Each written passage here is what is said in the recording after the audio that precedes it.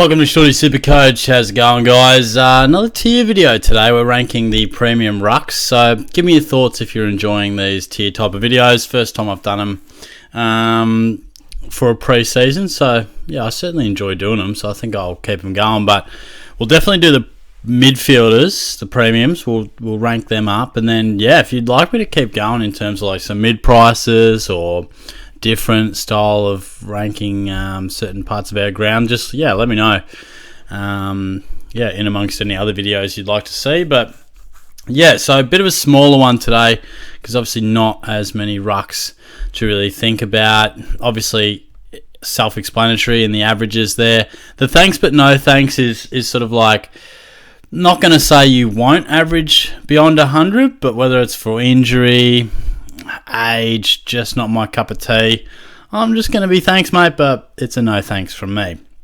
Also wanted to get your thoughts on summer nights.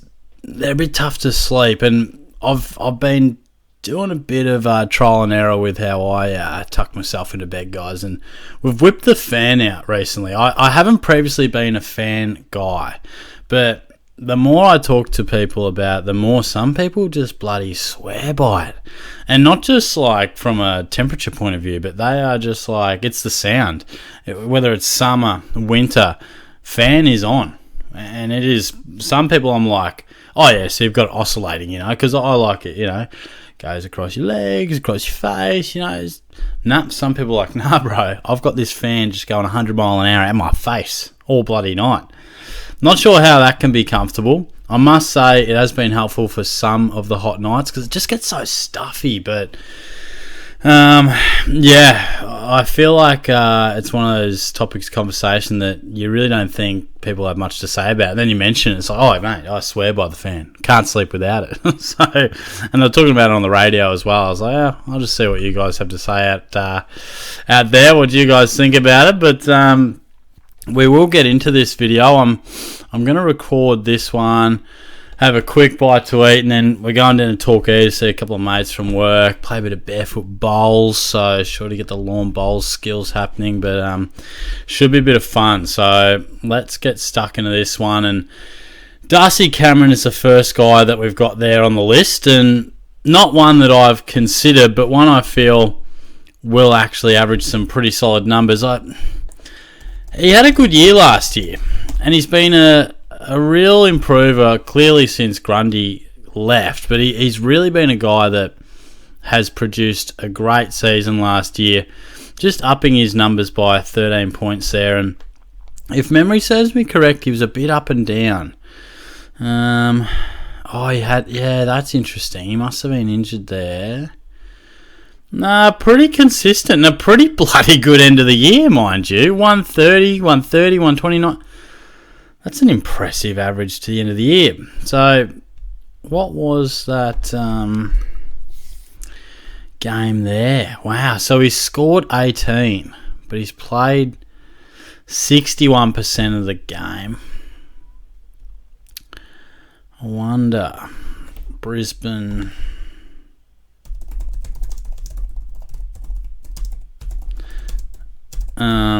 it's just interesting to see whether he was subbed off because of injury or form, because he played the next week. It does seem like he was subbed off. Any danger of a match report, guys? We'll just go to the fixture. Google didn't help us too much there, did it? Just helps to give us a bit of a feel for, do we bump his average up because he was subbed off, or we'd only do that if it was injury. Yeah, I guess we'll just wait till that loads. Yep, cool. Oh, okay, so he didn't actually get subbed off. He just didn't play a stack of game time, I'm guessing. Yeah, he must have. Yeah, it looks like Mason Cox maybe had the better of the ruck and maybe got a bit more time in there, even though he only played 63%. So, okay, well, I guess we've got to count that. He had a stinker there, but overall, he's the sort of guy that hasn't crossed my mind to pick, but I think he's got to be absolutely respected, and I'm putting him in the 105 to 109, probably just clipping past 105. I don't see him nudging the 110. If I had to predict an average, probably the 105, 106 was the bracket I was sort of looking at. So yeah, not a guy that I've really looked at, but a quality pickup for your draft team, I reckon. Sean Darcy, I've seen him in a couple of teams, and I feel like people are getting the sense that he's a little unders. When this guy plays, he scores. It's as simple as that. But could a guy have more niggles? Like, could he limp off the ground? And sometimes he'll come back, but he has so many times where he is just carrying something or injured here, injured there. Look, he has those numbers where it's huge hit-out numbers, huge contested ball numbers, and he's got that ability to go big. I'm not going to go near him, to be honest. Like, look at that. Some huge contested pill numbers and some varying time on ground numbers there. Like a 43% and a 40% where he was obviously subbed off. So I guess we could take out that 51 and we could take out that 79. And in the past, he's been a guy that I thought, that season of 118, outrageous scenes. Let's get a rough calculation here. What did I say before? Like, it was a 31 and a 79, I think. Then divide that by 10. So about 107 average if you take out those sub-affected games. I feel like some players just get a bit unlucky and you can take out those sub-affected games. I feel like Sean Darcy is just part of his selection. It's just part of what you sign up for. 12 games, 15 games. Had a pretty good stretch from 2021 and 2022. But the last couple of years and the start to his career have been really tough. So I'm not saying he couldn't go nuts and have a good pre-season, and if he does, he provides value. But it's absolutely in the thanks but no thanks. I just sort of feel like if you're starting him, he's absolutely going to miss footy at times. And it's going to be one of those ones where you're just watching the game, having a casual Sunday, and you're like, oh, Jesus, is he going to come back on? You see him limping off, you jump in the car, you listen to the radio, Sean Darcy getting assessed, you're just like, God, what is going on? I think he's a bit of a headache guy. I think it's a stressful fella to kind of follow in SuperCoach. But his scoring is undeniable. Hey, if he gets a block of training through pre-season, who's to say he can't go nuts?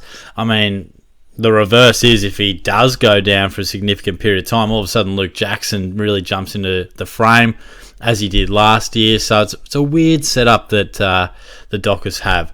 I don't feel like it doesn't work much for mine. I don't feel like the Brodie Grundy, Max Gawn combo, there's always one player that wants to be the main guy. I just feel like it doesn't work. But Darcy still seems to be the one who is preferenced, probably because of Jackson's ability to play forward.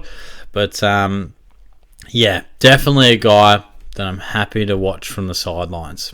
Tim English is the next fellow we're going to have a look at, and was probably a guy that once upon a time we were really excited about, would consider every year, always talked about him as the next guy to really be our number one ruck in SuperCoach aside from Gawn.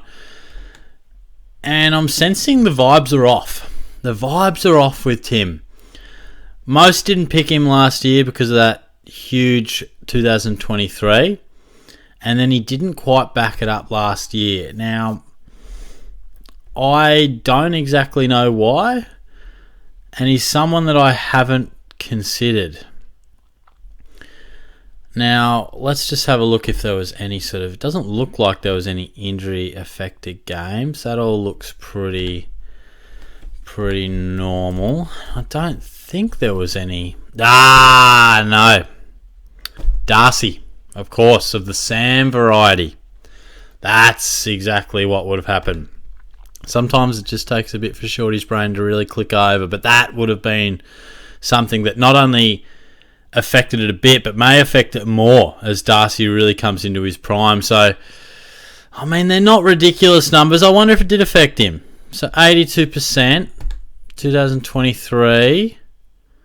84%. So maybe not. Maybe not. I wonder what the difference was from a statistical point of view. I mean, we're not going to pick him, I wouldn't have thought, because of the rising Sam Darcy. The head knocks are a concern as well for English. I feel like he's had a few concussion concerns. So he definitely dropped away in how much, he lost about 3 possessions per game. Smidged down on the tackles. I think he's one that probably frustrates people because he's not a guy that dominates the hit-outs. I feel like we love a ruckman that can... Alright, he's only had 9 touches, but he's had like 11 hit-outs to advantage. Tim English, not so much that sort of guy. He's really... And that's why the possessions, losing 3 a game really hurts, because he's a possession points style of ruckman. So yeah, I don't really see too much other...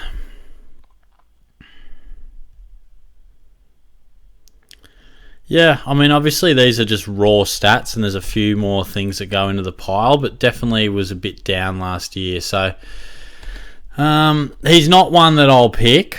He is one that I will chuck in... it's right. I feel like he'll average 110, but I just think with the potential of Darcy upping his minutes in the ruck, I'm going to put him there. So yeah, not one for me. Max Gawn. We don't need to spend too much time on Gawny, do we? I think he is very expensive, clearly, because of what he does. And we've all had this conversation before. He was back in business last year, wasn't he? Just rejuvenated. He is 33. And look at this, 21, 20, 20, 22. What are we worried about, guys? I mean, every year we talk about, Max Gawn, those knees. But he is 33. He is super expensive. I'm happy to pass, because there will be a time. No one's invincible. There will be a time where this run comes to an end, not just from an age and form point of view, but you just get the feeling like he's shouldered so much for the Demons for so long. At some point, it's got to fall apart. And look at that price tag. I'm happy to not go with him, but look, he does still fit into the 115 plus bracket, because I think even if he drops away from that, I could still see him having a 113. Well, that was a bit below what I've put him in, but more often than not, he has been 120 plus. I'm happy to put him probably more around the 115 to 120. I'm not seeing a 120 plus next year, but that's where I'm happy to place him for the moment for Gawny. But just the price and risk versus rewards, happy to pass on him. Brodie Grundy, frustrating one, wasn't he? And he sort of fits in that Tim English category. I think you've got guys like Gawn and Darcy. I mean, Gawn does it all. He gets possessions and hitouts, but Darcy's your Shane Mumford type of low possession, high contested, high hitouts to advantage, where Brodie Grundy is your Tim English. He needs high possession counts, and I don't know if he's going to get back to the 2018, 2019 where he's averaging 20 plus. A solid year last year. Like, I feel like he frustrated us, but I mean, you take 106. It probably wasn't quite enough. It wasn't exactly what we wanted. And it was a great start, and then he went a bit slow, and then he hit back with a 158, and it was a strange old season. And then it was probably for anyone who still had him here, and he went 72, 96, 89, 84, 68, 110. All right, we'll take that in the last round. But that's a frustrating end of the year. Very frustrating. And then, he definitely tapered off a bit. And again, I think he's in that basket of not too interested for a lot of people. I'm going to put him in this bracket here. I think he should still be respected to be. And while I said Darcy Cameron's more your 105, 106, I think Grundy's more your 108, 109. So I think he's going to probably average the most out of those three that I've put in there. But again, I'm happy to not go with him. Frustrating guy to watch too. I think he's just a bit low-key, a bit blasé. He's a guy that sometimes you're just watching, and I know he's trying, but you're looking at him going, give it more, mate. He's just chilling, Andrew Mackie style. He looks so casual, but just the way he plays, I'm sure he gives it his all, but not one for me. Up next, we have Rowan Marshall, and he's been a guy that I've been able to select from time to time in my draft, and rarely in Classic, but he is one of my favourites over the journey, and I remember I had him, when was it? I wonder if I can pinpoint when I had him. Can't remember, but I know he has served me well in the past, and I do love what he brings to the table. You know, again, he's a guy that does it all. He can have midfield numbers. Like, look at that for a finish to the year. That's ridiculous. Look at that. He didn't go below 120 for the last bloody 6 weeks. Outrageous. So he's an absolute star, and I think firmly belongs in this category of 110 to 114. Pretty comfortable with him being there, and look, he's definitely one to consider. I think he's definitely one to consider. I know there's always a little bit of talk with the Saints about his ability to play forward, and you know, if they recruit so and so, could they play him more forward? But I don't think they were talking about Soldo, weren't they? But nothing happened, did it? It seems so long ago. Seems we don't want a bloody video, mate. Get rid of this. Like, where did Soldo end up? I feel like they were talking about. Yeah, right. Look, I'm happy with him there. For some reason, I feel like I'm missing something. I don't know, but yeah, let me know if I am off the mark there.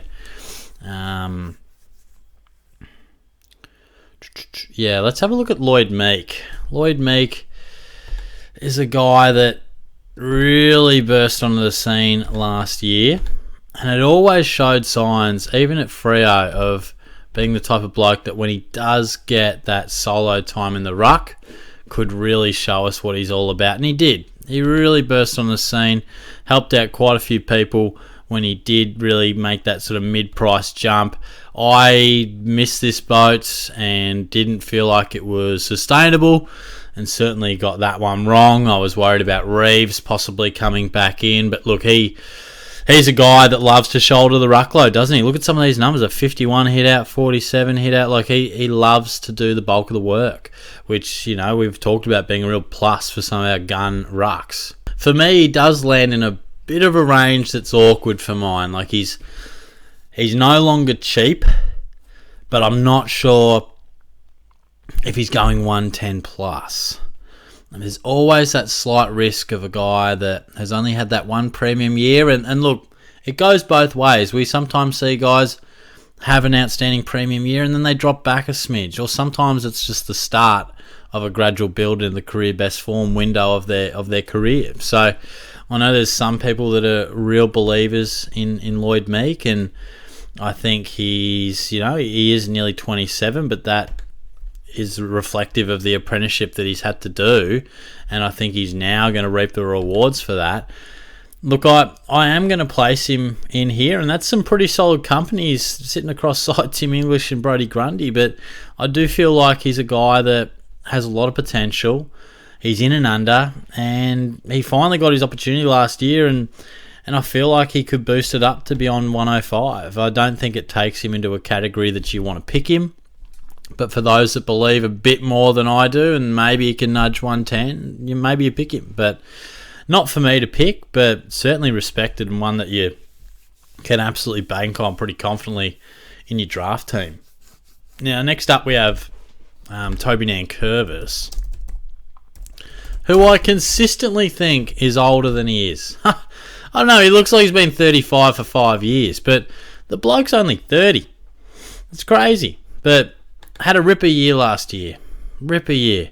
I mean, he averaged career best numbers, which I don't really know where it came from. I mean, I did not expect it. I just thought he was going to be a consistent guy, averaged high 90s, early 100s, but I probably didn't think that he had particularly this run of form through the middle stages of the year, like that's huge. 144, 131, 120, 159, a 150 in round 21. They're numbers that I didn't think he had. So if you're asking me, Shorty, what's he going to average? It's hard. I feel like it could be anywhere from 95 to 105. I think this 110 was an outlier. I think we'll look back at his career and be like, wow, what a year he had there.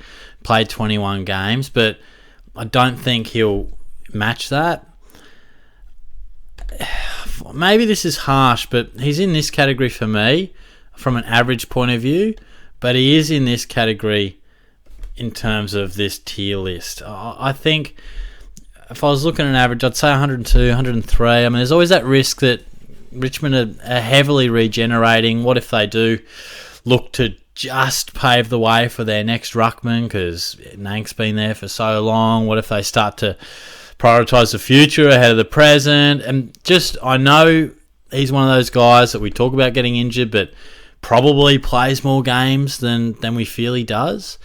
Maybe I'm disrespecting him in that front. Maybe I'm still scarred by, all the concerns he had years ago. But just happy to pass on him. Not one I've considered at all, but certainly capable of averaging some really good numbers. Now, Tom De Koning is a guy that has been front and centre on a lot of people's radars. I did a TikTok and I think a YouTube short. I think YouTube shorts are allowing us to do more than 1 minute now, so starting to branch out in that space. But previewed him, and the numbers with Pitnet averaged 76, if my memory serves me correct. Without Pitnet, 117. I've had a bit of feedback from Carlton supporters saying, yeah, the time is now. TDK, he's the number one guy. And it was this run here, wasn't it, through your round 11 to round 15, 17. I mean, round 15, I was there against the Cats. He destroyed his brother. I've spoken a bit about him, so I'm not going to go too deep on today's video. But the sky is the limit for this kid. He has that, who's a good one to compare to?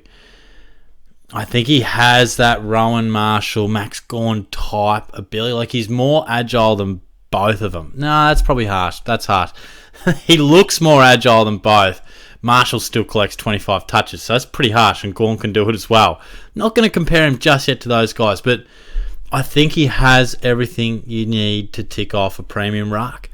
Contested ball, follow-up ruck, wins his own hit-outs, but then follows up as well. Is a capable forward. It's where he's applied his craft for most of his career. So while he can ruck, if he takes a mark, he's more than capable of finishing it off, or he can rest forward and be something handy. Wins clearances in there. I think that's a key element for any ruck. So we'll certainly talk more about him, and if you want, there won't be any shortage on talk about Tom De Koning, but I am going to chuck him. Oh, jeez.